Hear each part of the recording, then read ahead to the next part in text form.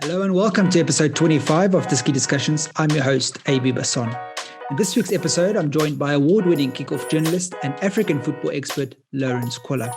We dissect the 2020-21 DStv Premiership season, discuss where it went wrong for Gavin Hunt at Kaizer Chiefs, what the future holds for serial winner Pitso Mosimane, and much, much more. Lorenz, thanks for joining me on Dissect Discussions. Obviously, the season is done and dusted. The DStv Premiership season, we still have CAF Champions League football to come, and especially Kaizer Chiefs fans are excited with their semi-final coming up. But firstly, let's maybe reflect on the DStv Premiership season. I think it was a no doubt really that Sundowns would win the league again. I think I chatted to you a few months ago, and I think we singled out Sundowns as clear winners. I think most people felt like that. There was a bit of a scare for them when AmaZulu went on that incredible run. But what did you make of the season? And do you think Sundowns are just that difficult to catch at this point in time? Yeah. Firstly, thank you for inviting me to Dissect Discussions. It's a pleasure to be here. And I think I do recall we spoke before the season started, and we touted Pirates as, one of the teams that could definitely challenge Sundowns, which obviously didn't happen. We had high hopes for Chiefs as well because of, Gavin Hunt's record, and we knew that, he's worked with less resources, and that probably favored Chiefs in a sense of having a transfer ban or whatever, but that also didn't work out as we thought it would have done. So it was obviously a very interesting season in terms of, I would say there was unexpected and there was expected. With Sundowns, the issue would always have been, we spoke in length about, how are they going to make it work with these, the trio, with the co-coaches. We know they won the league before in that way with Tovi and Gamondi, but it's unique. It's not used often. And we just thought, with Rulani, Mangoba and Steve Kumpela coming in as the first team coach, they're so different, and how did they make it work? And they did really well. Obviously, record-breaking season, no away defeats, one defeat only to Chiefs this entire season. So that deserves a lot of credit. People can say what they want about having a good team and following on from Pitso's legacy and success, but they also deserve credit for transforming the way Sundowns played. And yeah, it's been an amazing season. A lot of subplots, a lot of unexpected things. And talk about Chalulile, which I'm sure we'll get to.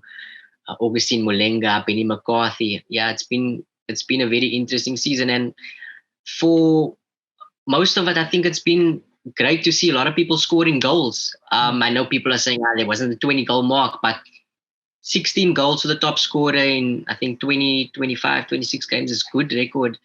And one of the issues that I feel in the past is that many people are comparing our 30-team, league games to 38 league games of the Premier League, and we can't do that. So I think it was a good goal return for many of the players as well.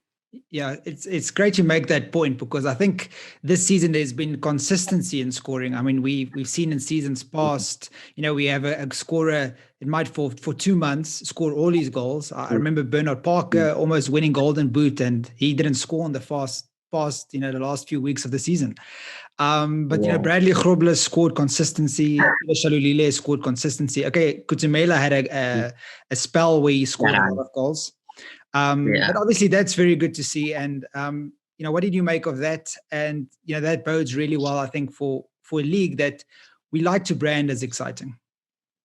Yeah, it was definitely exciting. If you look in the whole for somebody like Shalulile in all competitions, he was a clear favorite for Football of the Season and Players Player of the Season, because I think he had 30 goal contributions in 38 games, 20 goals, and I think 10 assists. I'm not too sure on the numbers, but it was a very good return in all competitions. And if you take that numbers into context compared to, I think, the 14 or 15 goals he has in the league, it's a completely different picture. And that's what people don't always look at. But yeah, there was a lot of other players that you can mention. Fakhri Lakais, Datsane from Cape Town City. There's a guy from... was it Golden Arrows, I think, that was also amongst the top scorers.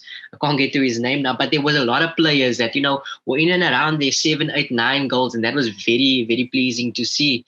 And yeah, in previous years, Chamanga, Chris Katongo. These guys will score 15 goals in the first, 16, 17 games, and then they'll just not score again, or even get a transfer abroad in January and still win the Golden Boot. So yeah, it was very, very easy. And I think the big difference this season has been, okay, COVID, there was a regular fixtures because it was a compressed season, but so there was that chance to get that consistency, but there wasn't a Telkom knockout. And I think these having a big amount of cup competitions is what really takes them out of their rhythm of scoring in the league often, because you'll have an ABSA Premiership game, and then you'll have a cup game, and then international break, for example, and then these guys between two league games, it's been like 3 weeks or a month, if you know what I mean, and that's been the biggest issue. So just not having the Telkom knockout has probably helped many players find more form and consistency in the league.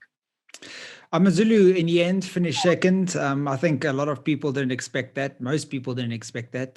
When Benny came in, we know Benny's pedigree, especially as a goal scorer, and what he did at Cape Town City. Great coach, great motivator.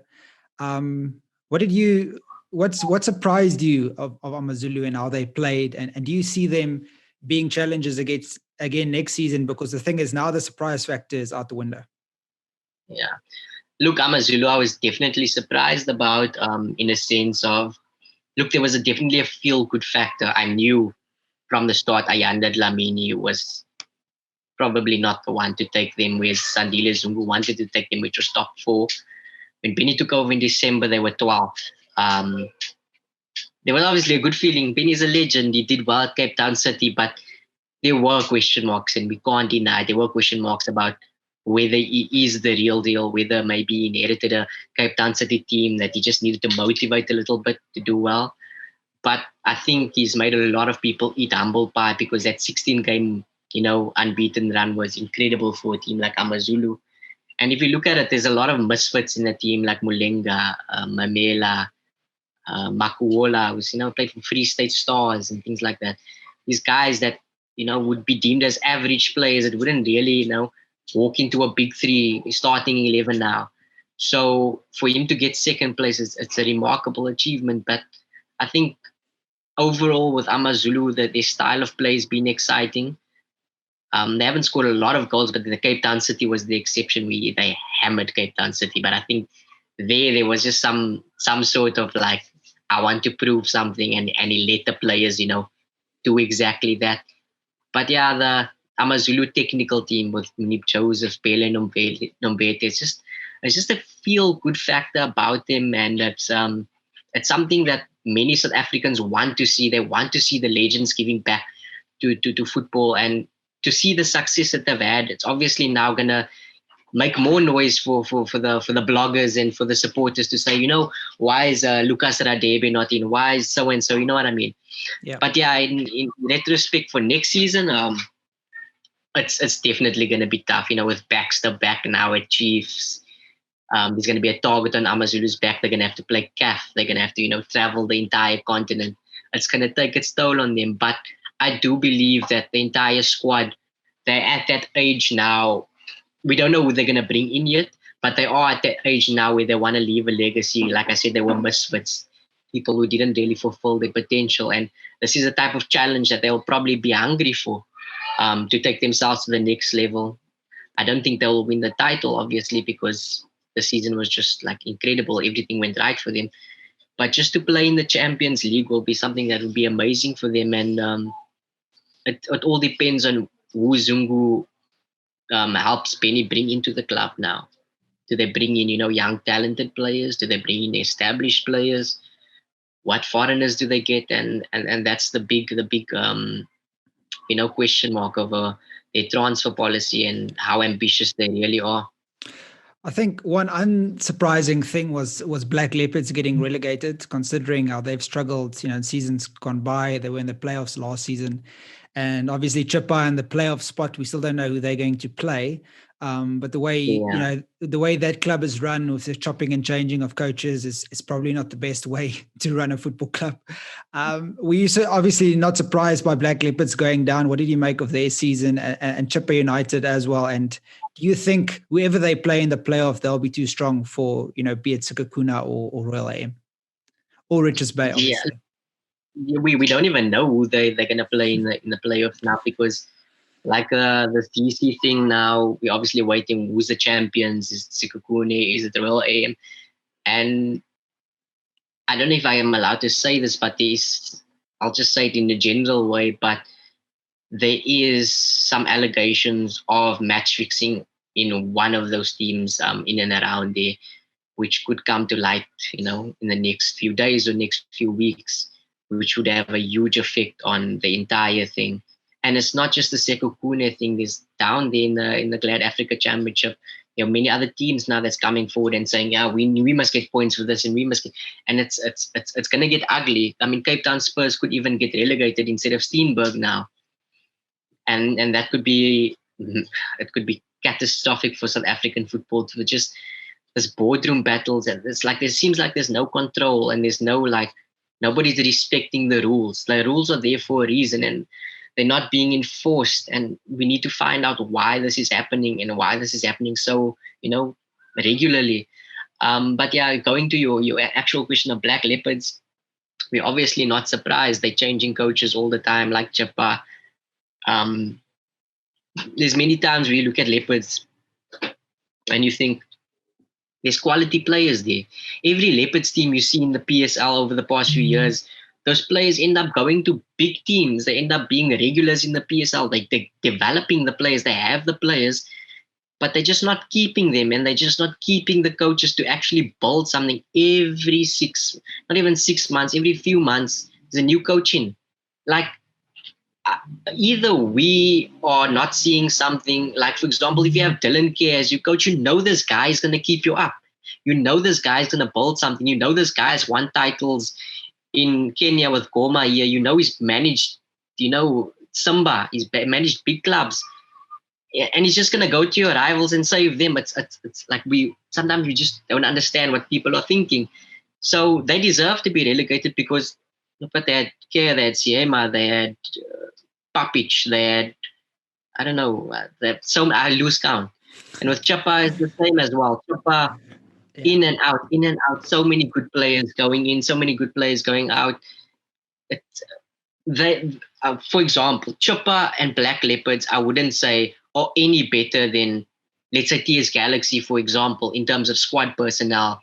But it's just TS Galaxy has a sober coach now and a sober owner that say, okay, our Dan Malisela thing didn't work out. Let's get ODG.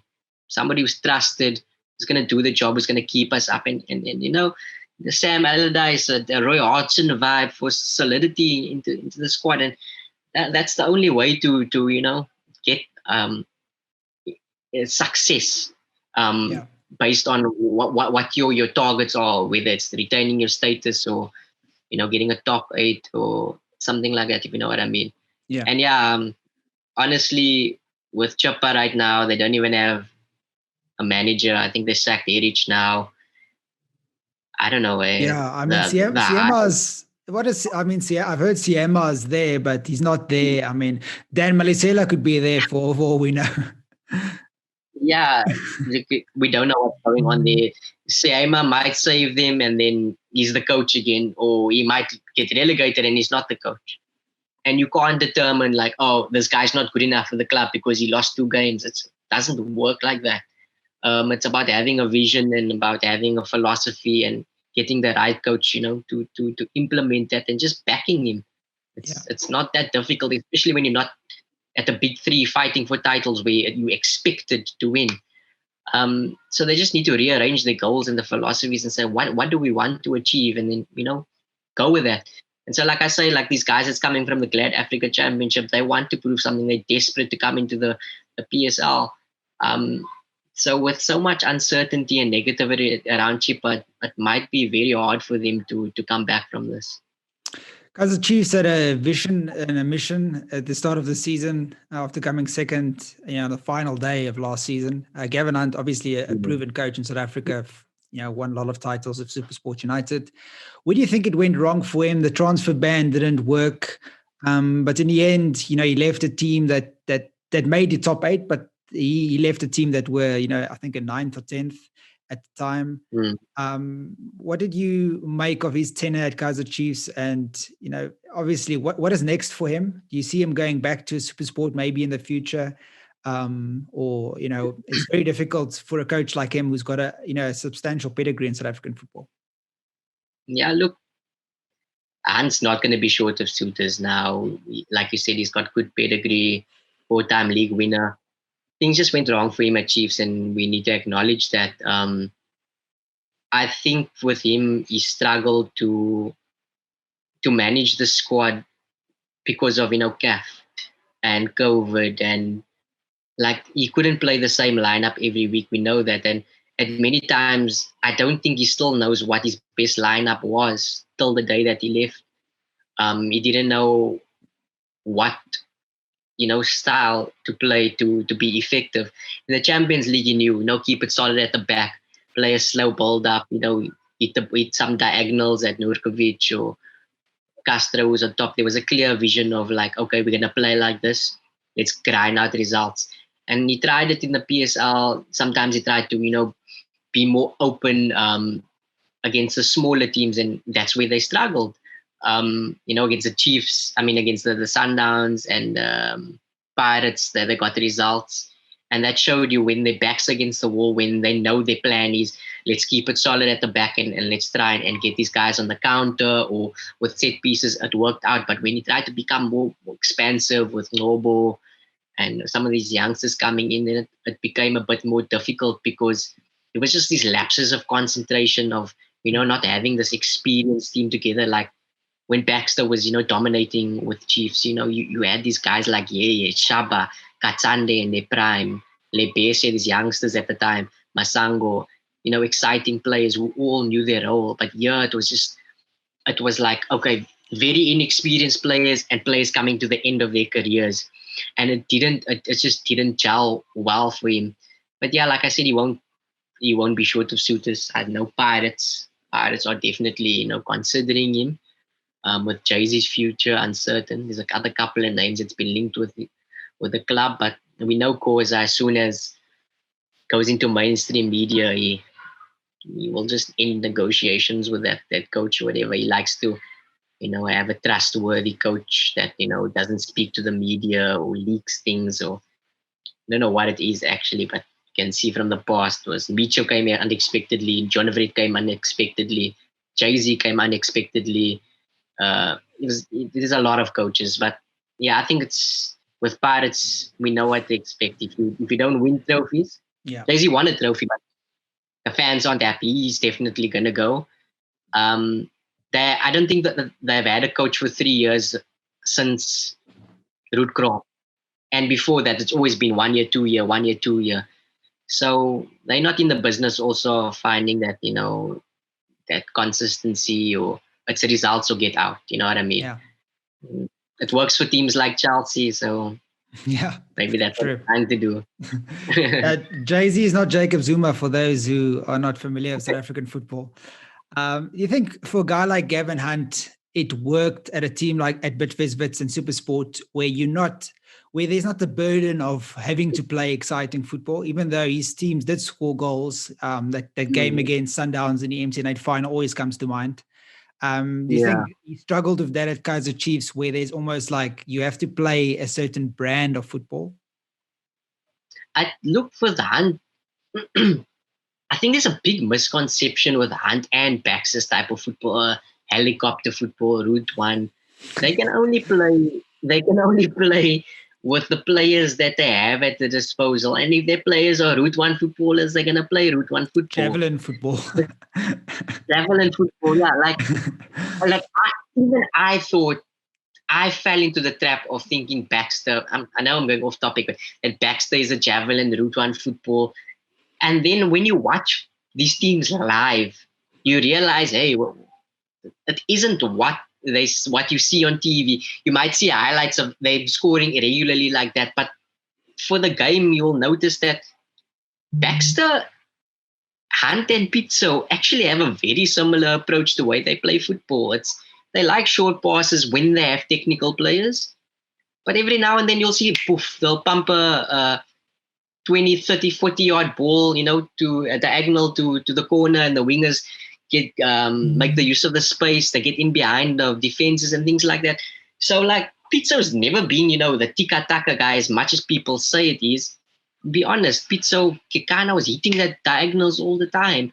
And like it's just the perception that sometimes messes up our brains. But yeah, with Hunt, with Super Sport, like you said, the difference there is not only that there wasn't more pressure or the burden of having to win trophies, but it was rather he had full control, if you know what I mean. Like if he wanted a player, that player was coming in. Chiefs, obviously there was a transfer ban now, and I think the main reason why he got sacked is he gave a list of players, and that list of players weren't the players that were going to come in. You know what I mean? And that's probably not just the fact that they did terribly in the domestic league, but it was that, like, I know we didn't want Hamaldin, for example, but Hamaldin was being signed. And there's a couple other players that perhaps, agents had an agreement with Bobby even before Hunt came in, and he perhaps didn't want those players. So yeah, I think it was just a factor of, like, with Hunt, Mangoba said it perfectly this week. You know what you're getting with him.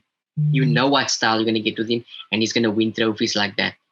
So if you're hiring him, give him the players. And the fact that they didn't give him the players, they probably thought, okay, we made a mistake. Let's just end it there. And now you will go to a different team. You'll go to a Swallows. You'll go to a Super Sport, and you'll challenge for the title in 2 or 3 seasons' time. It's just how it is.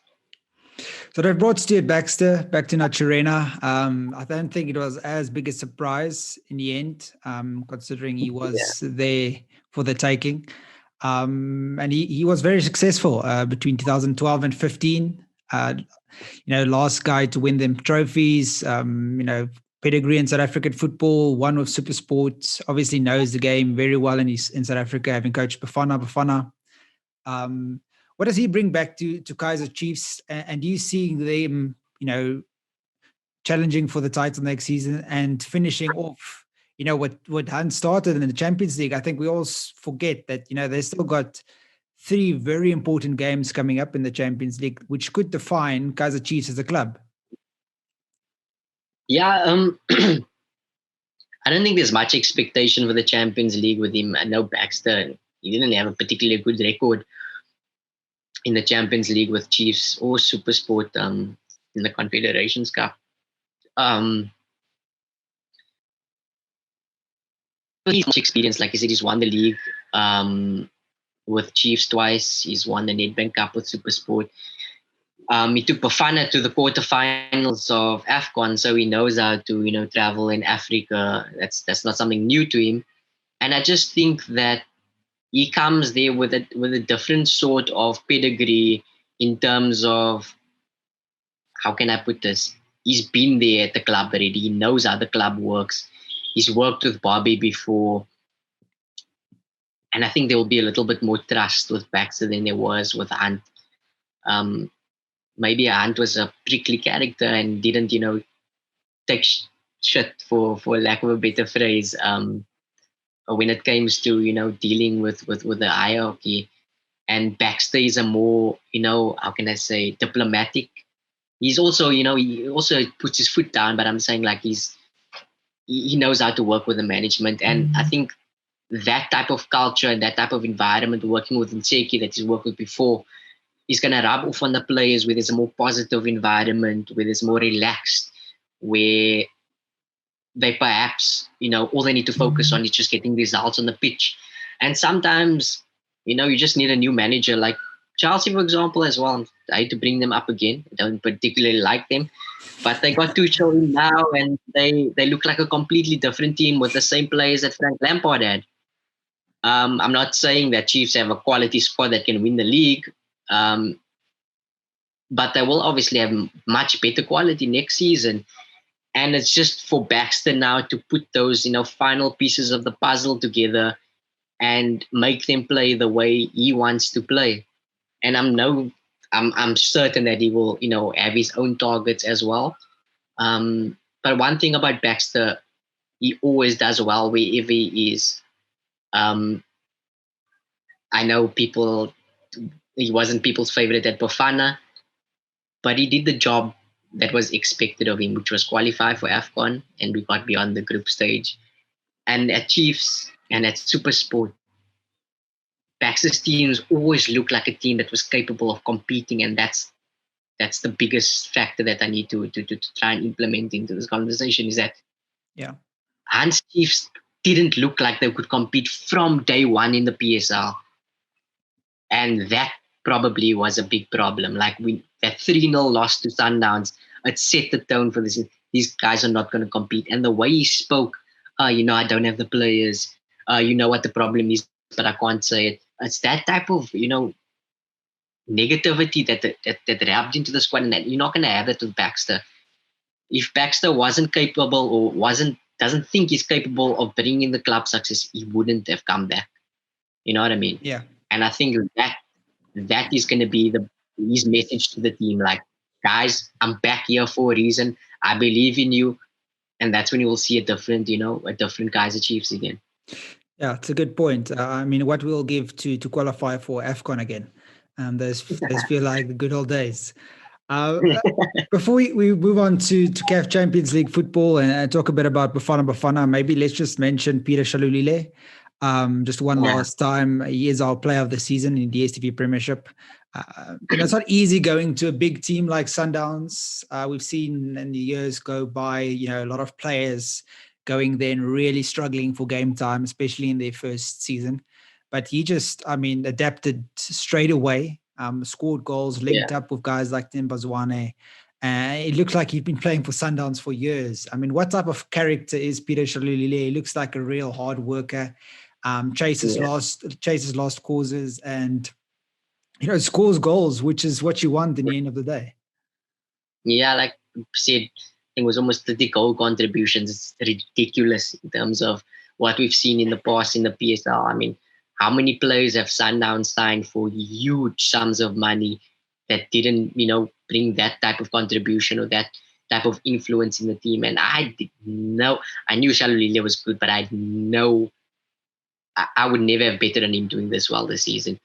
Like, even though he's scoring goals and he's the most important player, he's the footballer of the season, you just look at him and sometimes like, how? Like, his first, like, he's not the most technically gifted of players. Like, he doesn't look classy, but he just gets the job done. And you sit there and you're like, how is this guy doing this? You know what I mean? Why can't less talented players have done this at Sundowns? And it's just probably mentality, work ethic, and knowing his role. I mean, I think I did another segment with Nick said previously, and he said this guy was a left back in Namibia that somehow became a striker. So he's right-footed. So you know what right-footed and left back means? Yeah, It means that he wasn't such a good player. So when coming, kudos to Highlands Park for discovering this guy. And I think what the biggest factor around him and most of the Namibians that come here into South Africa is that they're so hardworking. And that they don't take anything for granted. Him and Otto's personality is just very infectious. They're just such funny, good guys, and they're just loving life all the time. They're not prima donnas. They're not like, oh, I'm a superstar. They just generally love and respect having the opportunity to play in South African football and earning a good living at two of the biggest clubs in the league. So yeah, in terms of Shalulile, like, mad respect for him, and I'm sure Sundowns will be fielding a couple of offers for him in the off season, because it's been one of the best individual campaigns that I've seen for a striker in a very, very long time in South African football. Yeah, most definitely. I think a good segue from Sundowns is to go to Al Ahly, where Pitso Mosimane is doing extremely well. Won 3 trophies already. Obviously, we know his pedigree as a South African coach, having had success at SuperSport United and then going to Sundowns and turning them into the juggernaut that they are. I mean, there's no taking away from the impact he had at the club. How difficult Mm. is it for a foreign coach, especially an African coach, going to a team like Al Ahly? For those who don't know and aren't familiar with the pedigree of Al Ahly, and now I think as South Africans, we always think your Chiefs, Pirates, Sundowns, they're such big clubs, but we forget Al Ahly are the biggest, probably by far, on the African continent. Yeah. You just look at their following, you look at their sponsors, you look at their, not only on the African continent, their pedigree in world football. I think 2 third place finishes at the Club World Cup. How proud does it make you to see Pitso there and seeing him achieve things? I mean, they could win another Champions League title under him this season. Yeah, look, it's a match made in heaven, in my opinion, because as a serial winner as a coach, he won his 16th trophy with the CAF Super Cup, and it's a club that just a history of just winning trophies every season. It's just a thing. It's a given. You're going to win trophies at Al Ahly. And like if you want to make a comparison or an analogy, sometimes when you look at like Guardiola and Klopp, or I will not say Klopp, I'd say Guardiola, for example, and you're like, this guy's won like so many trophies in every 12 games, whatever the stat is. It just looks like it just looks easy. You know what I mean? It just looks easy for them, and it's not. But that's testament to their level and pedigrees that they make these things look easy. It's not easy winning the CAF Champions League. It's not easy winning the Egyptian Cup. It's not easy winning the CAF Super Cup. And they're making these now. They're not playing well. They're not playing well, but they're making these triumphs look like, okay, we're not even playing well and we're still winning trophies. That's scary. And if you look, like I think this week, Al Ahly erected a new cabinet in their foyer because they're running out of space for trophies. And Pitso even commented on it like, yeah, you must make a new cabinet for Jingles corners because they're going to keep coming. And that's the confidence that he's at right now, where should he not work out at Al Ahly, he's going to walk into a Esperance or Wydad and he'll continue doing the same. He's at that level now where he's outgrown South African football, and he's just going to be on the pursuit of, legendary status where you can't deny that he's the greatest. He's on the route of being the greatest African manager of all time. And it's so hard to walk into Al Ahly. I mean, many coaches have come and gone there in Egyptian football overall, like Martin Jol, Alex McLeish, these top managers who managed in the Premier League, and they haven't even had the success that Pitso's had. He's the first black manager. He's the first African manager that's not Egyptian to be at Al Ahly as well. So the fact that they've entrusted him one, and the fact that he's getting the respect from the players, that they love him and they understand they're buying into his philosophy, and that's the most important thing. So it's clear to see that, okay, it's not going to last forever, but the fact that he's into his second season and he looks like he's going to Operation Fat Alles there as well. It's crazy. If he's just there 2 seasons, his legacy is cemented at that club forever because he's going to win a lot of trophies. So yeah, it's good and exciting, and I honestly hope that he sees out the season and he gets a thank you contract that not many other coaches has received. I don't think Al Ahly just gives 1 year contracts usually, and they gave him a 2-year, which was a show of faith already. What is the next step for a guy like Pitso? I mean, Al Ahly are the biggest team on the continent, no doubt about that. And now he's won trophies. So wherever he goes next, I mean, it's difficult to comprehend, where would you go next? Because, it's not like he'll leave Al Ahly as a failure. I mean, even if he leaves today, he leave for me, in my eyes, in any case, as a success, because, I mean, Zamalek and Al Ahly like to fire coaches after a month or two. Do you see him going to, I mean, maybe, Saudi Arabia, Qatar, maybe one of those countries, or, maybe venturing into Europe? Who knows? That'll be great to see. I think, look, it depends on what he wants to achieve after Al Ahly, or what. Maybe he wants to be the next Manuel Jose and win 10 Champions League titles, or 6 Champions League titles at Al Ahly. You never know. It could happen. He could be the chosen one, the special one. But yeah, it depends on what he wants to achieve. Does he want to be that, that guy to open doors for black coaches in Europe, African black coaches? Or does he want to chase success in North Africa or go to TP Mazembe, wherever? Or does he want to go to Asian football and test himself there? You know what I mean? So, yeah, it all depends. Like, what does Pitso want? But I do foresee him, trying to go on this African journey of, Algeria, perhaps, or Morocco and Tunisia. That's what I foresee for him. But if money calls in the Gulf or in the Middle East, then Al Sadd, his former club, already gave him a Pitso Mosimane number 10 shirt. So maybe that's in his next step. You never know. He might replace Xavi one day. Before we move on to Bafana Bafana, I'd just like to get your thoughts on, there was this big discussion of a European Super League. Do you think that is something that we can maybe achieve in an African context? Obviously, we'd still like to see the CAF Champions League because there's a lot of history. But do you look at clubs like TP Mazembe, Al Ahly, Zamalek, Kaizer Chiefs, Pirates, Sundowns, maybe guys like Simba, etc. Do you think that could be beneficial for an African market, where we have European countries buying into something like that, and that would maybe, really grow the game to a different level on the continent? Perhaps it's the only thing that could save CAF right now in terms of sponsorship and resources, because it's looking very bleak at the moment in terms of that. We all know the issues that's, the Lagade debacle of losing a $10 billion, I think it was $10 billion contract over 10 years or something like that, 5 billion. They're in a bad space. So it could mean that something like a Super League that's going to attract a lot of investment and sponsorship is imperative rather than a decision. Whether it will be success or not, Africa is a huge continent. It's not like Europe where you can take a bus or a train. Like, I know for one, I'm not going to get onto a plane to Congo. It's not, I can't afford to do things like that. You know what I mean? Yeah. Even though I would like to do it. So I don't know how much fans would be available to do something like that and travel across the continent.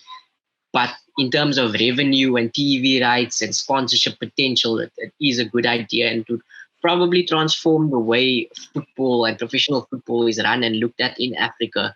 But like I said, there's a lot of pros and there's a lot of cons, and it's something that we obviously can talk and debate about for hours. Yeah, I think that's a good discussion for another day. Before we leave, maybe let's just touch on Bafana Bafana, obviously in action against Uganda. This podcast will come out after this game, but I don't think we can take much from that game. I looked at the starting 11 and I was like, geez, did I actually watch South African football? Obviously, it doesn't help with the COVID-19 tests, Percy Tau not playing, etc. Positive tests. What do you think? What's the way forward for Bafana Bafana after our AFCON failure? And do you actually have any hope of us qualifying for the World Cup, which, the qualifiers are just around the corner now? Yeah, it's too early to say. Like, if I look at the squad, it doesn't really inspire me. Like, it's good that there's new faces and there's young players, but like, you don't look at it like this team can beat the Cameroon or whatever. Like you said, COVID has its effects, and it's better than seeing 30-year-old PSL stars being in the squad. Let's leave it at that. So when you do play bloody youngsters and they lose, you don't feel as bad because you're like, at least they're trying something different. But if you're playing these guys that don't have any potential to move further to Europe or to become established internationals with 50 plus 60 caps, and you're like, what? We're just wasting our time. But if I look at it, they say the comparison is the thief of joy. Compared to other nations, I don't see anything promising coming out of SAFA. We don't have a proper technical team with analysts that's full time, with physios that's full time. We don't have people monitoring players like on a world class level that other countries are doing. And I might be putting them on the pedestal of comparing them to Europe, but I mean, if we aren't trying to strive for being the best, in what are we trying to do? Like, do we want to be the best in COSAFA? Do we want to be the best in Africa? Do we want to be the best in the world? It is possible. Okay, football is not rugby, but we know that it is possible if things are done right, if resources are spent properly, if the right people are employed. And I do think Bruce is a good person to perhaps create the structure for the next person to have success. And he says the World Cup shouldn't be a target, but AFCON should be a target. Should be like, if I don't get to AFCON, you can kill me, he said, in his own words. And that shows that he's confident in putting in the structures for South Africa to be competitive in Africa. And that I can respect, you know what I mean? And if you look at the squad here, like I said, it's not very exciting, but we know that the under 23s also, many of the under 23 players would have been in that squad. And once that comes together, I do think that you'll see a more competitive South Africa, because many of those players are playing abroad, and many of those players are like very established in big PSL teams, and that for me is promising. And I do feel that there's something there that they can work with that, could challenge some of the biggest teams in Africa. Lastly, maybe let's just finish on Percy Tau. Percy Tau mania. He's much loved in South Africa. It feels a lot of times as if everything revolves around him and his success, and we're very happy for him. Obviously, in the Premier League, it didn't have the season that we wished in the end. I remember him starting against, I think, Manchester City, and I was like, geez, maybe he's going to be the guy that's going to fire them to safety. In the end, I think he only played 6 games, 1 start. What's next for Percy Tau? How disappointing would it be to see him go back to Belgium? I know he was really successful there, don't get me wrong, and it's a competitive league, but in the end of the day, as South Africans, we want to see our players playing in the Premier League. Yeah, look, if it doesn't work out for him in the Premier League, we can't say anything of like, why didn't he stay? Like, in my opinion, the next 6 months, you just give up the next 6 months. If he doesn't play, then go. You can't say I didn't try, if you know what I mean. And he said he wants to stay, and the club also said he wants to stay. But the rumors now is that the Royal Antwerp is coming in with a €4 million offer, and that changes the dynamic a little bit more because he only has 1 year left on his contract. But for him to go back to Belgium, even if he wins the league there and he's successful, I don't believe that his game will reach another level, because he's been to Belgium twice, or it'll be his 4th time if he goes there. The 2nd division, Club Brugge, and Anderlecht for 6 months. If he does move, he should, go to La Liga or Eredivisie, test himself in a different country, a different environment, where his game, generates different challenges, and he picks up, different styles and different languages and cultures, where he's out of his comfort zone again. Not that the Premier League is a comfort zone, but it's like, if you're not going to get a chance there, then try something else. But what we've seen from Tau, he's capable of playing in the Premier League. It's just, it's circumstances, it's luck, it's he's not on the high wages. He didn't come for a high price, and there are players on high wages that did come on a high price, that he perhaps more inclined and more pressurized to like make a success of all the time. And that, I think, that's one of the big factors of why he's not being like forced into the team. And that's unfortunate for him, because he's a quality player, and we saw that assist against West Ham a while back. That's what he's capable of. And the more opportunities you get, the more opportunities will have to develop to become a Premier League footballer. You can't become a Premier League standard footballer by sitting on the bench. So yeah, like we wouldn't want to see him go down to the Championship or fight relegation with Sheffield United or Norwich or whatever. No disrespect to them, but we want to see Tau, fighting for titles, with ideally like an Ajax or PSV Eindhoven. But it doesn't always work like that. And it's not to say if he goes to Eibar in the La Liga, that's a team that's, not fancy, the mid-table, the relegation team, that he won't be a successful Bafana anymore. You know what I mean? We've seen many players from different countries around the world that's, been a success for their national team, even though they were fringe players and even though they played for smaller teams. So it's not the end of the world. And I do think that Tao has, the head on his shoulders that, still wants and burns for more success. So yeah, even if the offer for Antwerp comes, I doubt he will want to go back to Belgium unless, they say, okay, you're walking into the star player or something like that. Yeah. Yeah, well, we wish him all the best. Thanks, Lorenz. Thanks for your insight and your knowledge. It's much appreciated. And yeah, good luck. Good luck for the off season. I know in football journalism there isn't really an off season because now it switches over to the transfer window and such, and obviously some Champions League football to come. Yeah, thanks for everything and stay safe, man. Thanks for inviting me, and I look forward to the next episode. Cool. Cheers, bud. Thank you for listening to another episode of Disky Discussions. If you have any questions or guests you'd like me to have on the show, please hit me up at AB_Basson on Twitter or on Instagram. Stay safe, like, subscribe, away.